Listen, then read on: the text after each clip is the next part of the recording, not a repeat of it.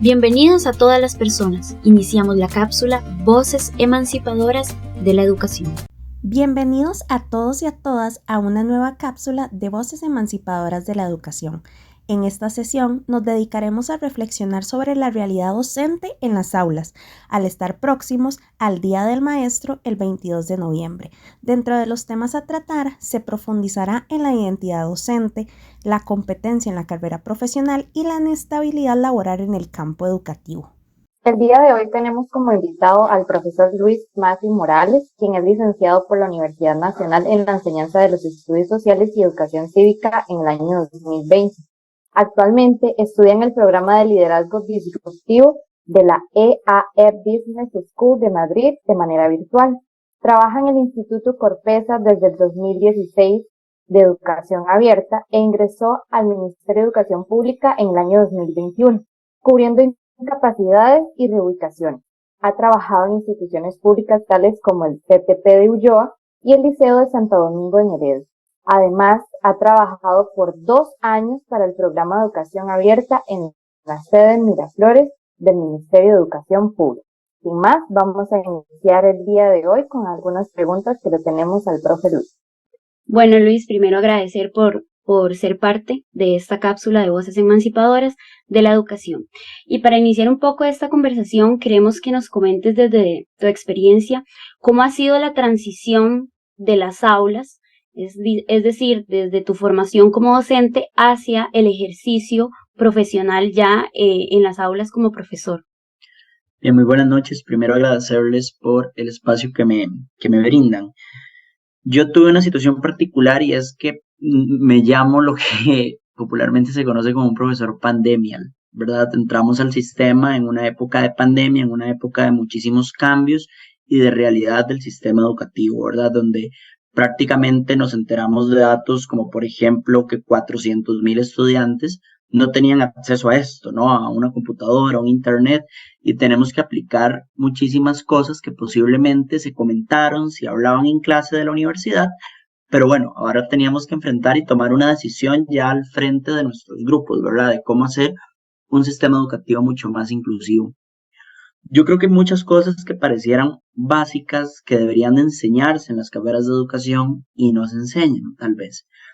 Por ejemplo, cosas como el manejo de la voz. Me parece que es fundamental. Yo creo que el primer año muchas veces algunos tenemos como ese miedo porque algunos hablamos súper alto, otras personas hablan súper bajo, ¿verdad? Y lamentablemente, al menos en la Universidad de Costa Rica, yo soy del plan viejo, es un plan que venía de los 90s. En los 2000 recibió una reforma, a inicios de los 2000 recibió una reforma parcial, pero era este programa que se establecía mucho en contenidos, en que el estudiante aprendiera contenidos, me refiero al estudiante universitario, ¿no? Y cuando vamos al MEP, nos enteramos que ahora es por competencias, ¿verdad? Pero nuestra formación universitaria como tal era de contenidos, al menos lo que es historia, lo que aprenderse teorías o pedagogos o cuestiones así, ¿verdad? Pero no la competencia o demás. Yo creo que hay ciertas cosas que no se aprenden en la universidad, solo en el ejercicio profesional. Yo ahí entraría en un debate de si así debería ser o así nos acostumbramos a que sea. Vos, manejo de grupo, por ejemplo, yo recuerdo que en la universidad nos daban teorías de cómo manejar grupo, pero esa práctica, ese desarrollo de ya estar frente al grupo y tener ese manejo de una manera más horizontal y demás es complicado, ¿verdad? Y todos los días son muy, muy distintos. Yo diría, para no hacer tan extensa la respuesta, que la universidad parte de que algunas cosas básicas, por ejemplo, manejo de grupos, tema de la voz, diseño de presentaciones, de diapositivas, a veces uno ya está en el ejercicio profesional y ahí anda buscando a ver cómo las diseña y demás, parece que se pasan por alto, como de que ya las deberíamos de saber, como de que como estamos en Educa ya deberíamos de tener ese componente de la creatividad o que ya deberíamos de saber eso. Y resulta, o al menos yo me he dado cuenta en el ejercicio profesional y con otros colegas, que eso no es así, ¿verdad? O herramientas para explicar ciertos temas, porque muchas veces en la universidad pasa esto de que como están tan enfocados en contenido, es un contenido sumamente amplio, te explican un montón de información que, ok, está bien, es válido, estamos a nivel universitario, pero el cómo llevar ese montón de información a una cuestión más sintética, a una cuestión más de nivel de secundaria, cuesta un poco, ¿verdad? Entonces creo que esos fueron como los golpes de realidad más fuertes que uno enfrenta en los primeros años de ejercicio laboral.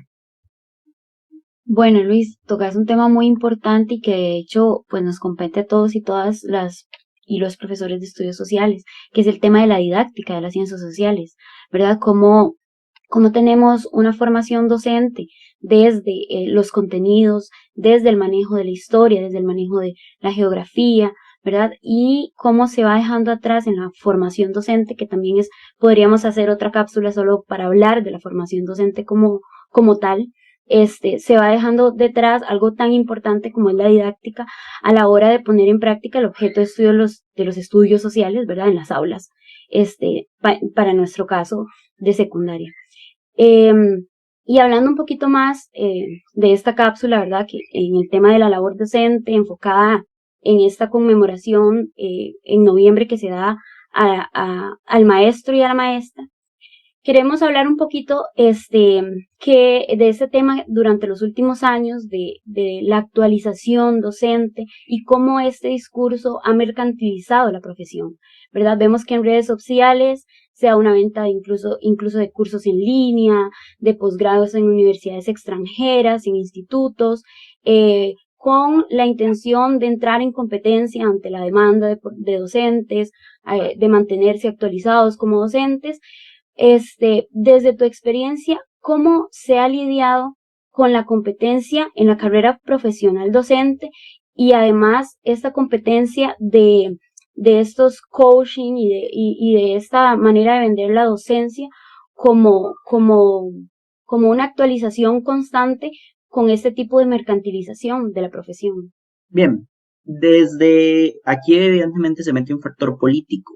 En el año 2018, con el Plan de Fortalecimiento de las Finanzas Públicas, conocido como Plan Fiscal, se incluye esta parte de que las capacitaciones en el área de docencia, las que tienen validación para efectos de la carrera docente, son aquellas que son de pago y contienen una bitácora de estudio, ¿verdad? Entonces, por ejemplo, aquellos cursos de la Fundación Omar Dengo, de la plataforma UPE, que son gratuitos y que pues algunos de ellos son interesantes, son gratuitos. Entonces, por ejemplo, tienen validez para puntaje del concurso de servicio civil, pero no para el puntaje de carrera docente, que son dos distintos. Entonces, aquí evidentemente lo que empieza a pasar es que mucho docente, aquel curso gratuito donde puede aprender, donde tal vez sea mucho más formativo, ya no le interesa porque considera que está gastando, porque no lo ven como una inversión, lo ven como un gasto de su tiempo y que no se les va a reconocer económicamente ese curso, ¿verdad? Creo que eso es un error que se cometió a nivel político, a nivel legislativo, tomando en consideración, por ejemplo, que los servicios profesionales en educación se les sumó un 2% del IVA, ¿verdad? Si bien no tenemos ese 13%, tenemos un 2% que antes no se tenía, y esto también va con una mercantilización y un tema de los impuestos, por ejemplo. En el caso de los institutos de educación abierta, ese 2% del IVA se le traslada evidentemente al cliente, ¿verdad? Porque lo ven como cliente. En este caso, desde nuestra visión al estudiante. Y esto lo que hace es, y bueno, para ponerles en contexto, yo creo, bueno, yo sé, trabajo en educación abierta, también no sé el resto de compañeras, pero las pruebas hoy están en 8.000 colones. Cuando yo empecé a dar educación abierta, las pruebas valían 5.000 y algo, o sea, han subido y esto lo que hace es alejar a esa población que de por sí ya estaba alejada del sistema educativo, ¿verdad? Es decir, en vez de darles estímulos para que logren su secundaria y puedan seguir construyendo sus metas de vida, les estamos poniendo limitantes. Es decir, desde el propio Ministerio de Educación Pública, desde el Poder Legislativo en el 2018, se viene con una mercantilización. Y de esa mercantilización es que se aprovecha a nivel internacional. Porque entonces a nivel internacional se empiezan a dar cuenta que lo que importa es el curso que es de paga. la UCR y la Universidad Nacional se han visto en la obligación de que los cursos de actualización de carrera profesional docente ahora tienen un cobro simbólico de 10.000 colones. Pero ¿por qué hacen ese cobro simbólico que antes no hacían? Porque si no hacen ese cobro, el curso no vale. O sea, a ese punto estamos hoy en nuestro momento, que de hecho hago una crítica a la UCR porque siguen manteniendo ese curso a las 5 de la tarde, fuera de la realidad de muchos docentes que sería imposible conectarse a las 5 de la tarde, por lo nuevo, porque tenemos una desconexión muchas veces entre universidades y realidad del sistema educativo. Luego, yo creo que los profesores aquí entra un tema de vocación, pero tampoco caer en la utopía de hagámoslo todos porque vamos a ver, la gente con familia y demás tampoco está para llevar un montón de estos cursos. En mi caso particular, por ejemplo, recientemente llevé 2 cursos de la Omar Dengo sobre tecnología y personas con discapacidad para esta inclusión de, de este grupo poblacional de estudiantado. Pero porque yo no tengo hijos, no tengo pareja, no tengo este mayor tema económico, ¿verdad? Y tengo mis ratitos libres, ¿verdad? Y porque lo quiero como formación. Es un proceso meramente formativo. Pero si yo tuviera mayores responsabilidades, no llevaría esos cursos, porque a nivel económico no se me va a garantizar nada, a nivel de puntaje no se me va a notar, no se me va a incluir. Entonces, no están esos estímulos para fortalecer la carrera profesional docente, que además ya está sobrecargada de labores administrativas. Es utópico pensar como de que la gente se forme, o sea, ya de que tienen una sobrecarga laboral, venirles y decir, lleven cursos de manera formativa. Que por vocación suena bien y demás, concuerdo, pero no, es un poco utópico, ¿verdad? Pienso en aquellos colegas que tienen 40 y pico lecciones, que tienen que llegar a planear, que tal vez son madres, que son padres, o que tienen un recargo, o que trabajan también en la noche, en un nocturno, en educación abierta. No, si quisiera tener puntos, la única forma es concursos de paga, y es lo que va a hacer. ¿Cómo competir? Lamentablemente estamos inmersos dentro del sistema. A nivel de sector privado, colegios privados, yo sí recomiendo a toda la gente que por vocación, por formación, el currículum es una hoja de papel y como todo papel, todo le cabe. Entre más cursos lleves, más formación, mejor para vos y mejor para tu ejercicio profesional. A nivel de colegios privados, pero a nivel de servicio civil, ahorita no hay ningún incentivo, ¿verdad? Entonces, es ponerlo en un equilibrio de cuál es en qué posición se encuentra el estudiante o el profesional en ese momento, ¿verdad? Los que ya tienen propiedad, los que ya tienen plazo, los que ya tienen muchos años en el MEP, no van a llevar cursos formativos. Es una realidad. Que además ya están en una zona de confort. Somos los que estamos iniciando que podemos cargar un poquito más el currículum. Nosotros no estamos todavía concursando tanto en esto de los puntajes de carrera docente, sino estamos más en el concurso de servicio civil todavía, ¿verdad? Como para llegar a esos 100 y algo anhelados. Ahí sí, nosotros sí. La forma de competir, llevando cursos de lo mantengo. Muchos de estos cursos que mencionaba yo, que están de publicidad en Facebook, yo no sé por qué, no sé si es el algoritmo, pero a mí me empiezan a salir ahora de todo lado. O sea, cursos de todo lo que uno se imagina, de coach, de esta vaina, bueno, hace poco me salió uno de tablas dinámicas de Excel y debo reconocer que lo llevé porque era gratuito y aprendí, pero era legítimo curso que era así como de Ofertel, ¿verdad? Donde la persona, bienvenido a nuestro curso, qué agrado de tenerle, ¿verdad? Usted era como, bueno, pero ya enséñeme, ¿verdad?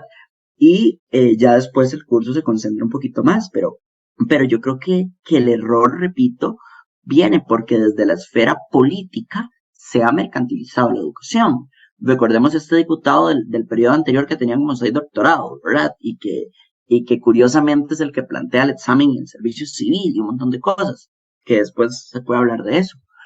Pero, repito, no podemos hablar de esa mercantilización solo echándole la culpa a esa gente que emprende o que vende la educación, porque es igual que los revendedores. ¿Por qué revendedores? Porque hay gente que compra entradas en reventa.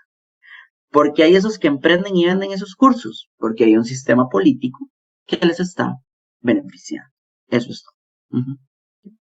Muchas gracias, Luis. Sí, es impactante de forma negativa ver la realidad del docente y también pues esta competencia no solo lo que ha generado, sino como lo vive el docente, esta inestabilidad laboral que se vive brincando entre lo público y lo privado, de nombramientos cortos, de personas que están en un colegio en zona rural o Puriscal, por ejemplo. Conozco una persona que trabaja en Puriscal de día y en Grecia la Alajuela trabaja de noche, entonces es un caos realmente. Entonces, también relacionada a esta situación, queríamos saber cómo vive usted como docente esta inestabilidad laboral en ambas realidades, tanto el sector público como el privado.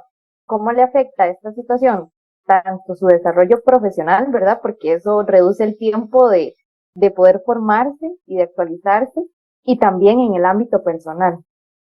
Yo le comentaba a Joseph antes de este podcast que aquí hay que hablar de la salud mental, definitivamente. Aquí hay dos factores fundamentales que yo quisiera tocar. Uno, nuevamente, que yo tengo la dicha o bendición, como lo queramos ver, de que no tengo mayores responsabilidades familiares, ¿verdad? Yo pienso en aquella persona que tiene 2, 3 hijos y que de un momento a otro se tiene que trasladar de un lugar a otro, o que, por ejemplo, no puede o tiene que estarse cambiando de su casa de alquiler porque son nombramientos cortos, pero ya no es solo el docente, sino es todo su círculo familiar y las crisis que eso puede provocar de estabilidad. Y dos, un tema que también me parece que es muy, muy político, pero que creo que es importantísimo. Costa Rica tiene un transporte público sumamente deficiente. El ejemplo que vos das de Puriscal a Grecia, excelente, pero muchas veces si vamos a la GAN, por ejemplo, de Desamparados a Moravia, no es tan largo, por ejemplo, y hay una interlínea, pero es un bus que en horas pico dura hasta hora 30 de un lugar a otro. Es decir, no tenemos como ese transporte público de, ok, voy de un centro educativo a este, me movilizo de una forma más rápida, porque creo que también influye. Los que no tenemos carro, los que debemos de partir de un servicio de horario de bus, este tema se hace aún más complejo, ¿no? Eh, yo, curiosamente, cuando entro al Ministerio de Educación Pública, fue una ola de esto, es como cuando, yo siempre lo comparo, como cuando en mi generación hacíamos bachillerato y la emoción o el sentimiento que uno lo embargaba era como raro, era como de felicidad porque uno había probado las 6, pero de tristeza porque tal vez el compañero desde séptimo no había pasado una, entonces uno no sabía qué sentir, ¿verdad? Así como felicidad o tristeza. Yo creo que estos nombramientos del MEP es muy parecido. Por ejemplo, yo el 15 de marzo del año anterior recibí una llamada del Ministerio de Educación Pública para hacer 44 lecciones en el CTP de Ulloa por 22 días. Estaba Semana Santa de por medio. Yo de la manera más primeriza acepto esa cantidad de lecciones. Yo acá entre nos desconocía que lo máximo que se podía trabajar eran 48 lecciones o las 44 más las 4 de planeamiento. Yo acepto esas lecciones que eran 44, o sea, era tiempo completo, pero eso fue un 15 de marzo. Yo un mes antes había llenado una propuesta para cubrir 8 lecciones en educación abierta de noche. Ese mismo 15 de marzo yo no llamo al director de la noche porque, repito, yo desde mi inocencia, o sea, lo único que pensé fue estas lecciones son de día y si me llaman de las de noche son de noche, no chocan, punto. Esa fue mi inocencia y repito, eso me debió haber pasado, yo creería que no, yo creería que esos temas se deberían de enseñar en la universidad, de cómo funciona el servicio, ¿verdad? De cómo está el tema de las lecciones debería ser algo que se enseñe en la universidad. Pero bueno, yo acepto, me voy al CTP de Ulloa, entonces repito, es esta felicidad porque era mi primera experiencia laboral en el MEP, en el día, con la población en la que nos enseñan en la universidad, porque se nos enseña muy dirigido a la población adolescente, ¿verdad? Ya yo había trabajado con adultos, pero repito, cada día que pasaba era un estrés, porque yo decía, a mí me llama el director de la noche o me llaman de la noche, ¿qué hago? Porque tengo esta incapacidad por 22 días, tiempo completo, o tengo las 8 de la noche, las 8 lecciones de la noche de marzo a septiembre. ¿Qué hacía? Y repito, esa inestabilidad que yo viví, no me la puedo imaginar con alguien que tenga responsabilidades mayores a nivel de hijos, a nivel de, por ejemplo, el cuidado de personas que la sociedad le sigue achacando a las mujeres, como el tema de las personas con discapacidad, los adultos mayores, la niñez. O sea, yo no puedo imaginar el grado de estrés que puede llegar a sentir esa persona. Ahora bien, yo por dicha estaba trabajando en un instituto y no tuve mayor reparo en decir, me voy y cubro estas 3 semanas. Pero si alguien trabaja en algo más estable, y cuando digo algo más estable puede ser hasta un call center, si le llaman y le dicen, yo ofrezco un trabajo por 22 días, ¿quién va a poner su inestabilidad laboral en un peldaño por irse al Ministerio de Educación Pública? Tenemos ahí también un grave problema, tenemos una seriedad de que por eso es que muchos estudiantes se quedan sin profesores a mitad de año, porque desde las regionales llaman, pero nadie lo cubre. Por ejemplo, bueno, yo sé, es testigo también de que recientemente han estado llamando de Santa Cruz. No sé si por ahí a alguien le ha llegado esa llamada. Tienen como 10 días de estar llamando. Es que es una incapacidad por 10 días. ¿Quién se va a ir, por ejemplo? En mi caso soy de la GAN. Irme hasta Santa Cruz. En 10 días, ¿qué voy a hacer? Tengo que tener un familiar.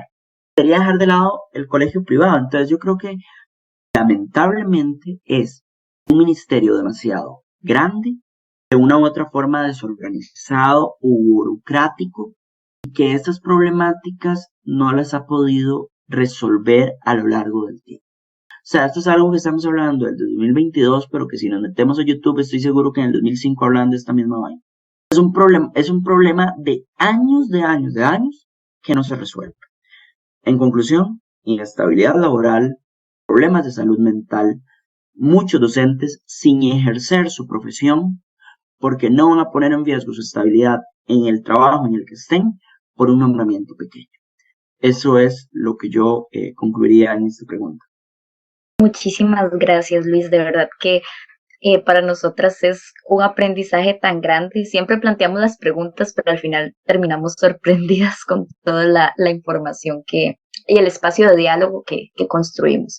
Esto que mencionas, ¿verdad? Y cómo todo responde también, aparece muchas veces y en muchas ocasiones se ve como una cuestión aislada, pero también todo responde a un factor político. Y yo creo que esto es o se enlaza un poco con la última pregunta que te queremos plantear, que es de qué manera se ha transformado esa identidad docente en este contexto neoliberal.